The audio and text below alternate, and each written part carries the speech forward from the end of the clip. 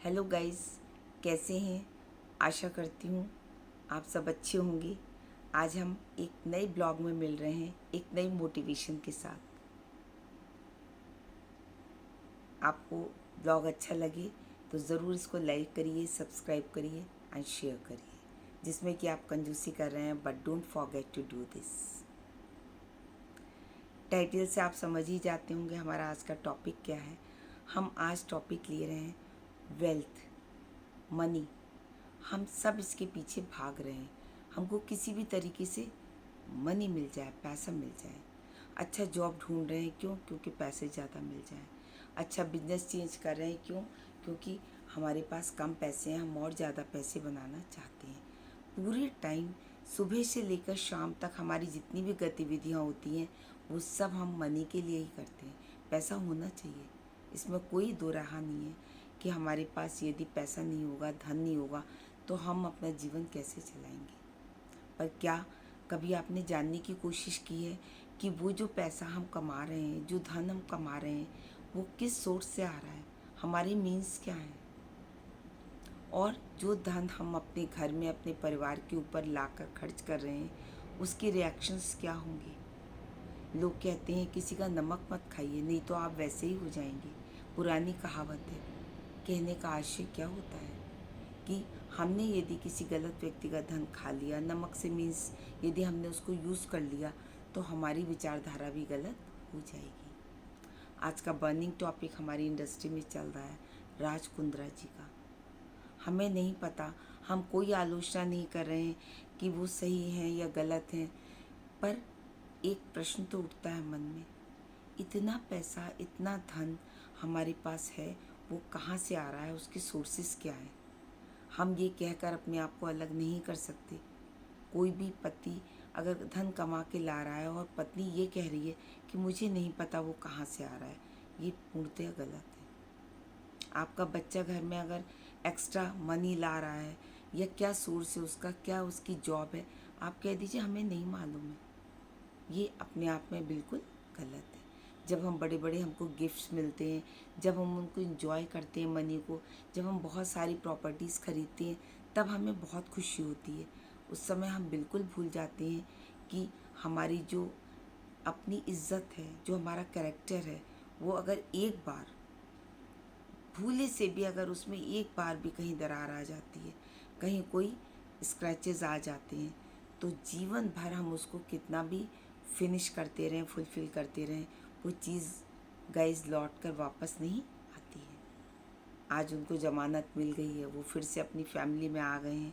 विवाद चल रहे हैं कुंद्रा जी के, हम सभी जानते हैं, उसको स्पेशल कहने की या कुछ करने की ज़रूरत नहीं है। केवल एक वो ही नहीं है, और अकेले बहुत सारे लोग हैं जो अच्छे मीन्स से पैसे नहीं कमा पा रहे हैं, पर हमारी कोशिश क्या रहती है, किसी के यहाँ ऑडी आ गई, किसी के यहाँ 4 बंगले हैं। इनसे कुछ भी नहीं होता जीवन में। Hard earn money, Abdul Kalam Azad ने कोई बंगला नहीं बनाया, कोई उनके पास प्रॉपर्टी नहीं थी। शास्त्री जी थे, जीवन भर एक फटी धोती में ही वो चले गए। उनकी पत्नी के पास 2 धोतियाँ होती थी। कहीं अगर किसी सम्मेलन में जाना होता था तो वो दुखी होकर कहती थी कि एक धोती अगर मुझे मेरे पास और होती साड़ी, तो मैं उसको एक किसी ओकेज़न के लिए अच्छे से रख लेती।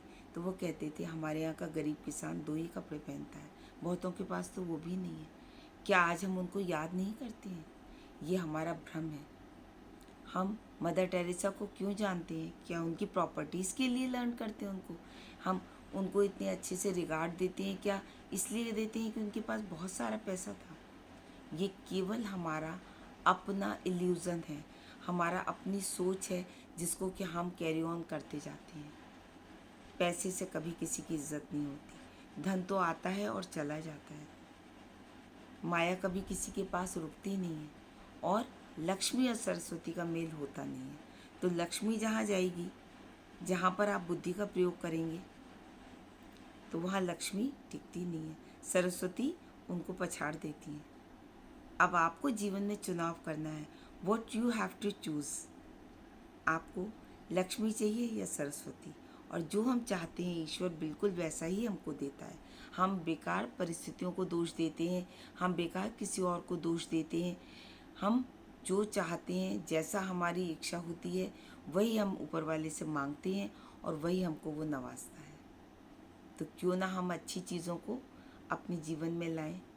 ऐसा पैसा, ऐसा धन जिसमें कहीं कोई मोटिवेशन नहीं है, कहीं कोई इज्जत नहीं है, हम क्या दे रहे हैं? हम अपने बच्चों को क्या दे रहे हैं? आज इनकी जब संतान बड़ी होगी, बच्चे बड़े होंगे, अगर किसी ने एक बार भी कह दिया, मान लीजिए ये पैचेस हट भी जाते हैं लाइफ के, पर कभी ना कभी, कहीं ना कहीं, किसी मोड़ पर अगर एक कांटा भी चुभ जाएगा तो दर्द यारों उतना ही होगा। उस कांटे को हटाने के लिए, उस प्रॉब्लम्स को बिल्कुल अपने जीवन में ना लाने के लिए क्या करना होगा? मार्ग कठिन तो है, कठिन लगता है, पर उतना होता नहीं है। हम सोचते हैं हम बहुत जल्दी आगे बढ़ जाएं। हमारा आगे बढ़ना पहाड़ी पर चढ़ते समय जो बिल्कुल दौड़ कर चढ़ते हैं, आप याद रखिए वो ऊंचाई से बिल्कुल नीचे ही गिरते हैं। अगर आप स्टेप से जाएंगे, सीढ़ियों से चढ़ेंगे, धीरे धीरे चढ़ेंगे, आप गिरेंगे भी तो एक दो स्टेप ही गिरेंगे। तो जीवन में यदि आगे बढ़ना है, यदि अपने आप को प्रूव करना है, तो अच्छे ऑनेस्टी और अच्छे कर्माज लेकर चलिए। ऐसी चीज़ों को फॉलो करिए जो आपकी संतान, आपकी जो नेक्स्ट जनरेशन है, वो आप पर प्राउड करे, ना कि आपको देखकर कहीं ना कहीं गिल्टी फील करे। तो ऑलवेज रिमेंबर, ये घटनाएं कहीं से आती नहीं है, मोटिवेशन कहीं से हमें लेना नहीं पड़ता।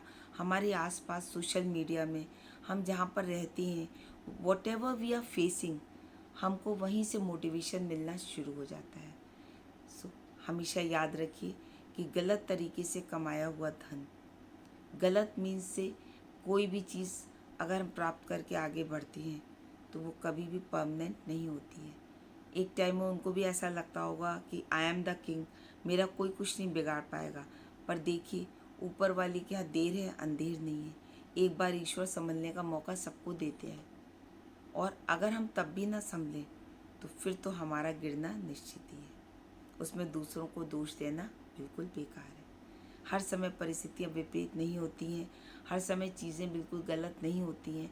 हम कितनी भी पॉलिश बने, हम कितनी भी अच्छी तरह से अपनी चीज़ को प्रूफ करें, पर क्या हम प्रूफ कर पाते हैं? शीशे में यदि एक बार स्क्रैच आ जाता है तो कोई भी ऐसे टूटे हुए दर्पण में अपना चेहरा देखना नहीं चाहता। थैंक यू गाइस, आशा है आपको अच्छा लगा होगा।